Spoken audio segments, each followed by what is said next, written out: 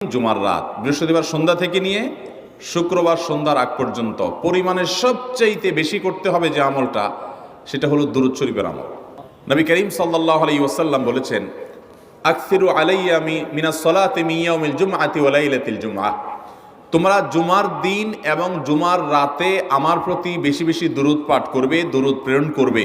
ফা ইন্না সালাতাকুম মা'রুদাতুন আলাই, কারণ তোমরা যে দুরূদ পাঠ করো এটা আমার কাছে পেশ করেন আল্লাহর ফেরেশতারা, এবং রীতিমতো নামধাম সহকারে আল্লাহর একদল ফেরেশতা নিয়োজিত আছে। তারা বলেন, আল্লাহ, হে আল্লাহ রসুল, আপনার অমুক উম্মত, অমুক অনুসারী, আল্লাহর অমুক বান্দা পৃথিবীর অমুক প্রান্ত থেকে, অমুক দেশ থেকে, অমুকের সন্তান, সে আপনার প্রতি দুরূদ পেশ করেছে জুমার দিনে, জুমার রাতে বা অন্য সময়ে। এটা নবী করিম সাল্লাল্লাহু আলাইহি ওয়াসাল্লামের কাছে রিপোর্ট দেওয়া হয় আল্লাহর নিযুক্ত ফেরেশতাদের মাধ্যমে। এই জন্য শুক্রবার দিন এবং রাত, অর্থাৎ বৃহস্পতিবার সন্ধ্যা থেকে নিয়ে শুক্রবার সন্ধ্যা